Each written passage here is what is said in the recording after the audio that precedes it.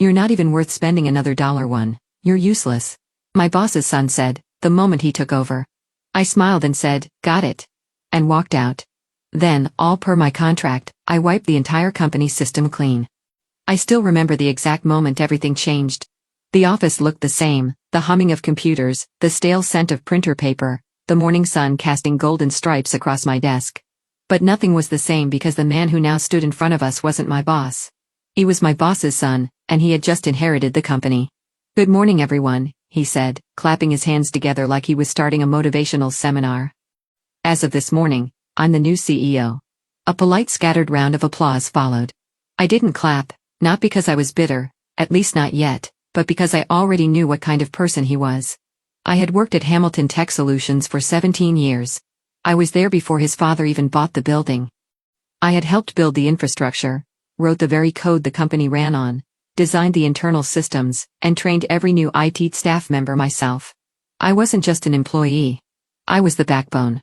But to Jason Hamilton, I was just another face in the crowd, an outdated relic from a time he wanted to erase. His father, Richard Hamilton, was nothing like him. Richard was old school but fair. He believed in loyalty, and he appreciated dedication. He wasn't a tech genius, far from it, but he knew the value of the people who made things run.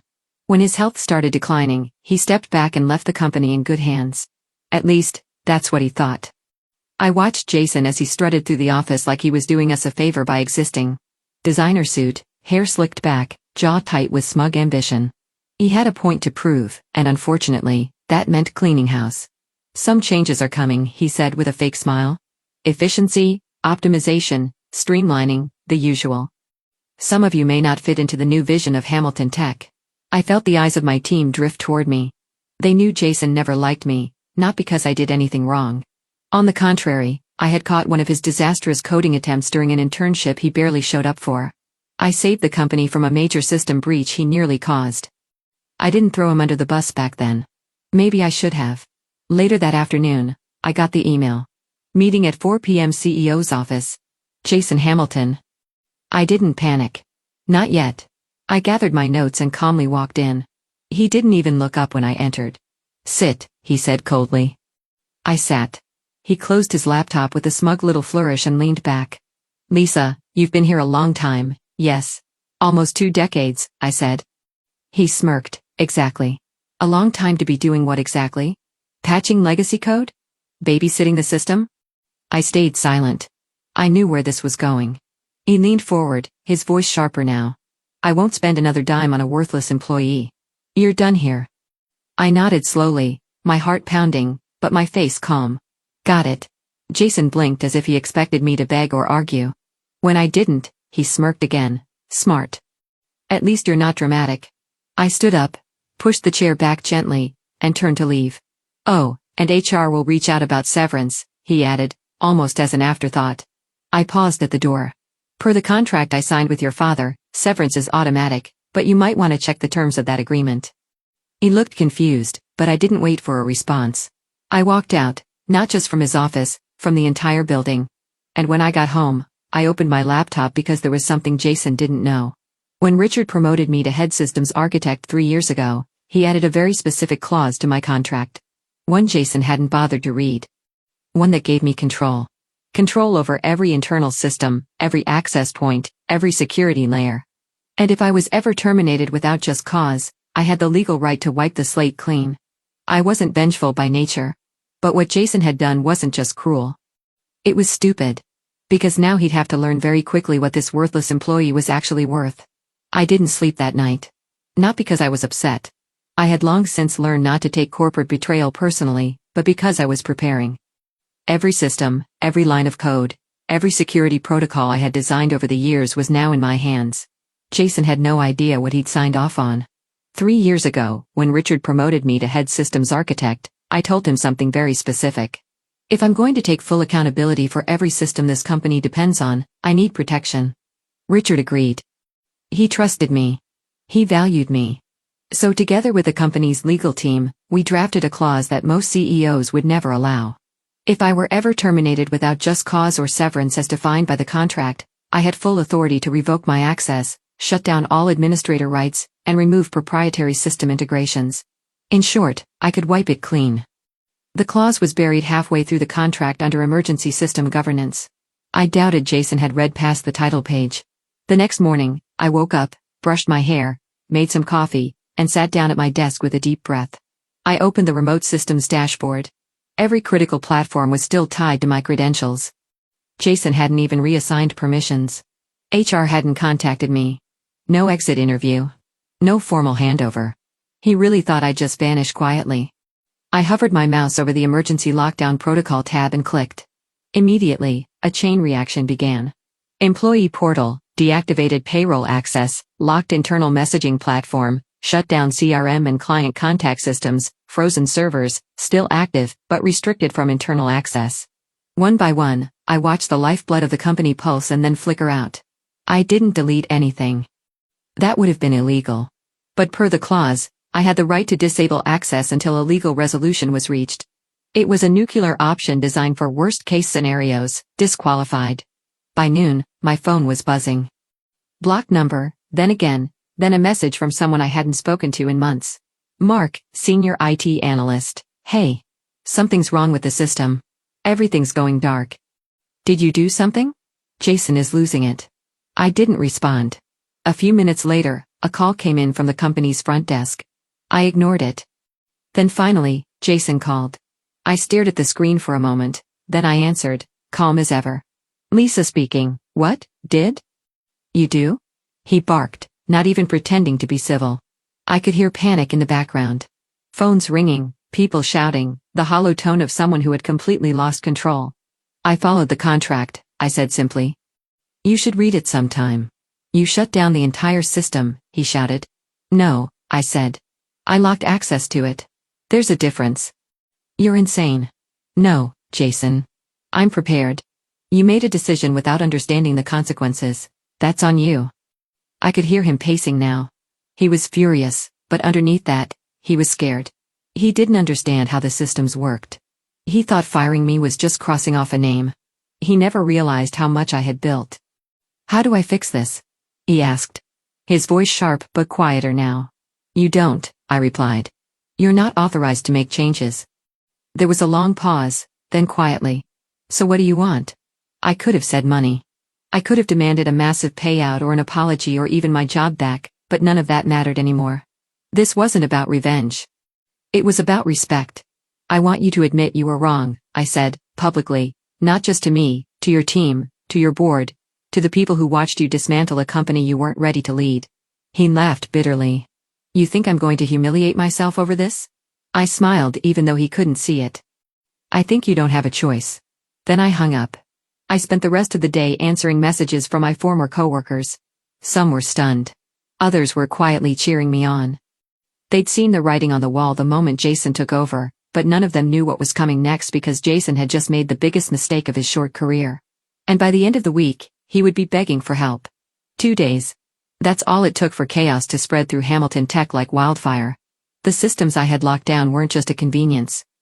They were the company's central nervous system. Payroll didn't process. Client accounts became inaccessible.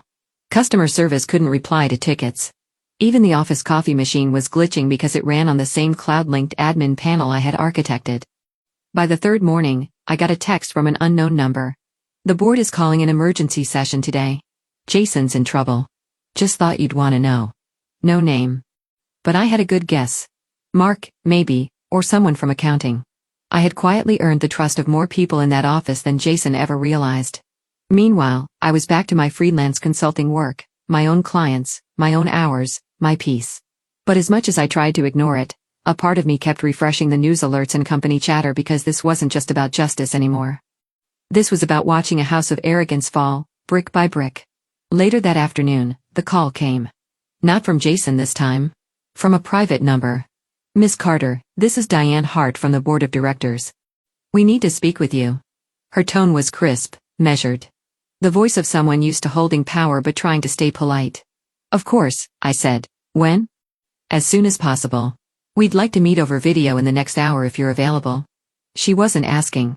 I joined the call in a crisp black blazer, hair tied back, the same way I used to look when giving quarterly IT updates. 6 board members sat in sleek chairs behind polished mahogany tables.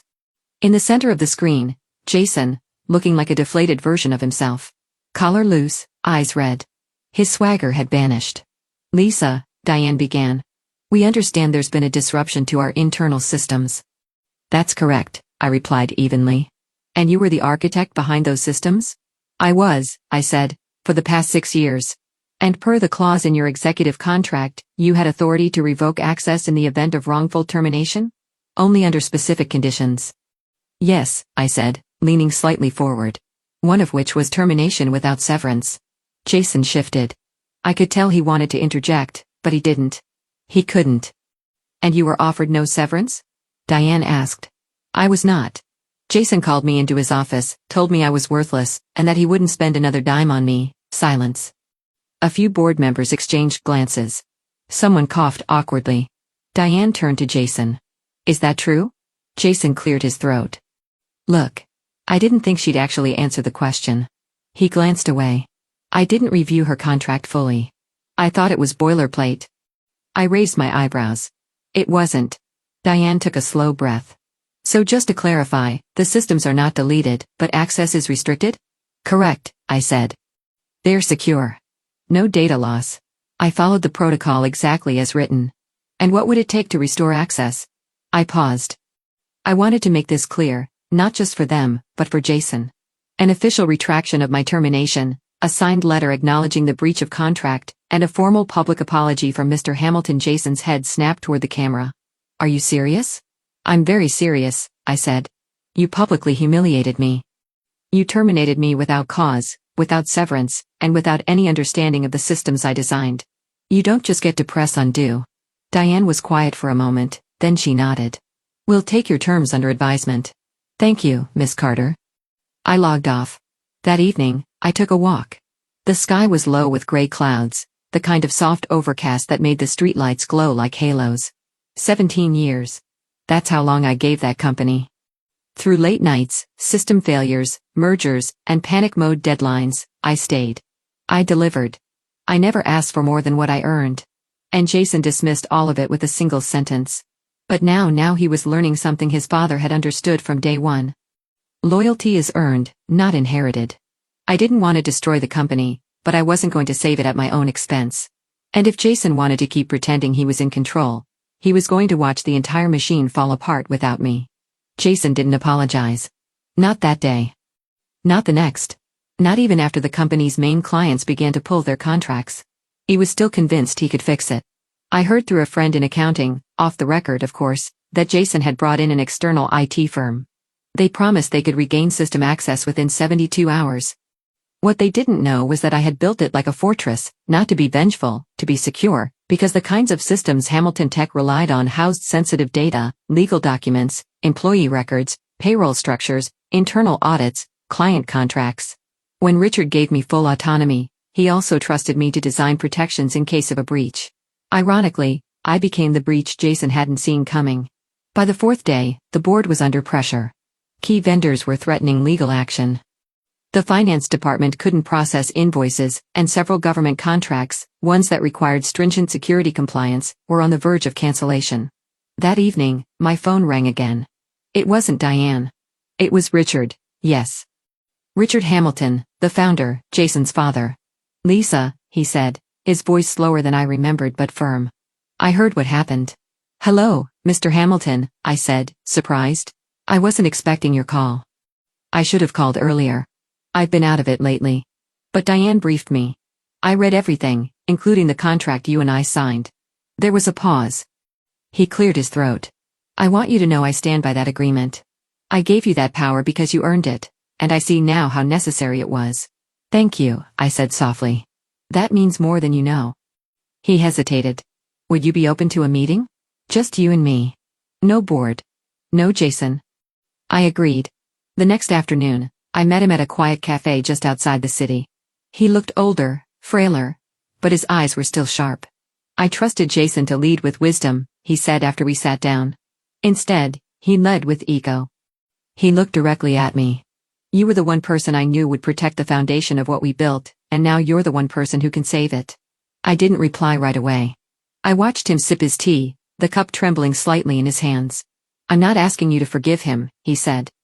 I'm asking if you'll help fix this for the sake of the company, for the people who still depend on it.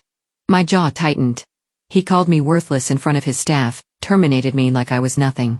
If I come back, I want it to mean something. Richard nodded. I understand, and I think it's time we talk about that. He slid a document across the table. It was a formal offer, not for reinstatement, but for partnership, co-ownership, permanent rights to the system I built, a public acknowledgement of my role in Hamilton Tech's growth, and full authority to oversee the transition to new leadership. Jason? I asked. Eyebrows raised. We'll be stepping down, Richard said firmly.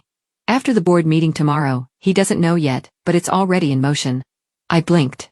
And who replaces him? Richard smiled. We're open to nominations. It didn't hit me right away. But when it did, I shook my head. I don't want to run the company. I didn't say you had to, he replied, but you should be the one helping choose who does. That night, I reviewed the documents.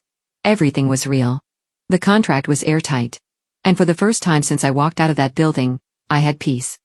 But I also had one more decision to make. The next morning, I stood in front of the board again. This time, not as a disgraced employee or a desperate contractor. I stood as someone whose value had finally been acknowledged. Jason was there too, eyes hollow, shoulders heavy. He didn't speak. Diane turned to me. Lisa, do you wish to restore the system? I nodded. Yes. Under one condition. Which is? That the entire IT department receives back pay for the hours they've worked trying to clean up someone else's mess, and that every engineer under my former team gets a raise in permanent status. Diane looked impressed. Done. I entered the admin panel on my laptop, typed a few commands, hit execute. The lights flickered on at Hamilton Tech. The heartbeat returned. I looked at Jason one last time. He wouldn't meet my eyes. I didn't need him to. This wasn't his story anymore. The system was back online. Emails were flowing. Salaries were processed. Clients returned. From the outside, it looked like the storm had passed. But inside me, something still lingered. I should have felt triumphant. I should have felt powerful, but all I felt was tired. 17 years.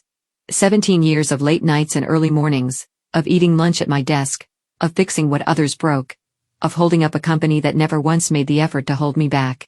And when I thought of how quickly Jason had tossed it all away with one sentence, I won't spend another dime on a worthless employee, a quiet ache settled behind my ribs. It wasn't about revenge anymore.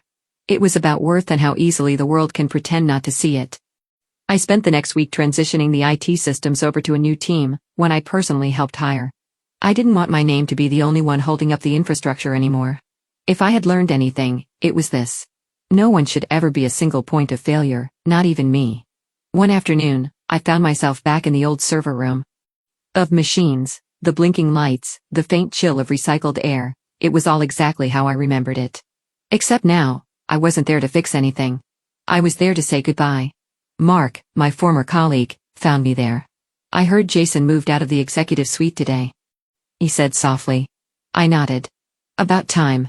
He never said a word to anyone, just packed up and left. Did you expect him to? I asked. Mark shrugged. Number. But I hoped maybe he'd at least say something to you. I don't need his words, I said. He already gave me a silence when it mattered. Mark smiled faintly. You know, we all watched what you did, every single one of us. And we weren't just impressed, we were proud. That caught me off guard. Proud? Yeah, he said. You stood up for all of us, for every employee who's ever been undervalued, for every woman who's ever been told she's just something, for everyone who's ever been discarded by someone who thought a title meant intelligence. I blinked. My throat tightened unexpectedly. You made us believe again, Lisa, he added. I had no words. Just a quiet, grateful smile. That weekend, I visited my parents' grave. I hadn't been in months. They were both teachers, modest people who believed in effort over ego. When I first got the job at Hamilton Tech, they celebrated like I'd won the lottery. When I worked late into the night, they brought me food.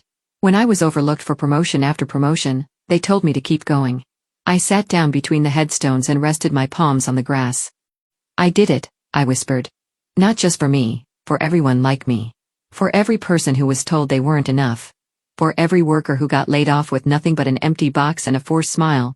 For every unseen genius sitting in the back of a cubicle, making everything run while someone else took the credit. I stayed for a while, just breathing, listening to the wind in the trees, letting the silence wrap around me like a coat. The following Monday, I returned to the company one last time. Richard had asked me to come in, not for work, but for a formal ceremony. They wanted to honor me. I had hesitated, but eventually said yes. The entire company gathered in the main atrium.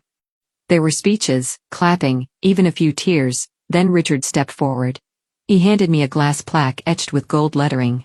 It read, "For 17 years of dedication, brilliance, and unshakable integrity, Lisa Carter." The applause that followed was long, loud, and sincere. But what moved me most was the line of employees who waited afterward just to shake my hand. Young engineers, admin staff, janitors, managers, people from every department. One woman, fresh out of college, held my hand a moment longer than the others. "I want to be like you someday," she said. I smiled. "Then be better than me." Start with that. That night, I went home, lit a candle, made some tea. And finally, for the first time in years, I slept without setting an alarm because I knew the company would be fine. And more importantly, so would I. 2 months had passed since the day I restored Hamilton Tech Systems. Life had returned to normal, at least on the surface. The company was running again, its operations smooth, its future no longer dangling by a thread. But Jason Hamilton had vanished from the tech world almost as quickly as he'd stormed into it. Word got around fast. Investors pulled out. Clients questioned the company's leadership. Board members whispered about the embarrassment he had caused. And just like that, the golden boy who once smirked at me from behind a mahogany desk was gone. No new title. No shiny venture. Just radio silence. I didn't celebrate. Not out loud. I didn't post about it. I didn't gloat because I didn't need to. People like Jason implode all on their own. They think power is inherited, not earned. They think people are replaceable. They think they'll never fall until they do. And when they finally crash, it's not the sound of impact that matters, it's the silence that follows. One afternoon, while sipping coffee in my home office, I got a message from someone unexpected. "Hey. It's been a while. Can I call, Jason?" I stared at the message for a long time. I didn't owe him anything, but curiosity got the better of me. I answered. His voice was quieter than I remembered. No arrogance. No smirk in his tone. Just exhaustion. "I know I'm probably the last person you want to hear from," he began. "You're not wrong," I said calmly. There was a pause. I just wanted to say I was wrong about everything. I didn't reply. I let the silence stretch. Let it sting a little. "I didn't understand what you did, how much you carried. I thought I don't know. That tech was just tools, replaceable. I thought loyalty was optional." "It's not," I finally said. "It never was." "I've lost everything," he admitted. "Even my dad doesn't return my calls anymore." "That's between you and him," I said. "Not my business." He sighed. "You don't have to forgive me. I just needed to say it, then say it clearly." He took a breath. "I'm sorry, Lisa, for disrespecting you, for underestimating you, for not reading the damn contract. You didn't deserve any of that." I let his words hang there for a moment before answering. "Apology accepted," I said. "But don't mistake that for forgetting. I wouldn't dare." And that was it. He hung up. I closed my eyes and let out a breath I hadn't realized I was holding. Not because I needed his apology, but because hearing it reminded me how far I'd come. A few weeks later, I stood at the ribbon-cutting ceremony for my own company's new office, Carter Systems. It wasn't flashy. No marble floors, no glass walls. Just clean desks, fast computers, and a team of sharp, passionate engineers. Some of them from my old Hamilton team. Others, fresh graduates with eyes full of wonder. I gave a short speech. Nothing grand, just the truth. "I built my career in the shadows," I said. "I was called just an employee, overlooked, undervalued, underpaid. But I kept building because I believed in what I could do even when others didn't." I paused, looked around the room. "If there's one thing I've learned, it's this. Your worth is not determined by who sees you. It's determined by what you create, how you show up, and how you carry yourself when no one's watching." The applause that followed wasn't loud, but it was real. And in that moment, I didn't feel tired anymore. I felt whole. Today, I spend my days mentoring young tech professionals. I teach them not just how to write code, but how to write contracts, how to protect themselves, how to say no, how to demand respect. Hamilton Tech still exists, but it looks different now. Richard quietly retired. A new CEO, a woman named Dana, took over. She reached out to me for guidance during the transition. I told her one thing. Take care of your people, and they'll take care of the company. It's a lesson some never learn. And for others, it changes everything. As for Jason, last I heard, he was living in a studio apartment on the edge of the city. No one calls him Mr. Hamilton anymore. And in the tech world, his name is rarely spoken. But mine? It's on contracts now, on invoices, on systems, on the front door of a company I built from the ground up. Lisa Carter. Not a worthless employee, not a forgotten name, but a builder, a fighter, a woman who rewrote her own ending.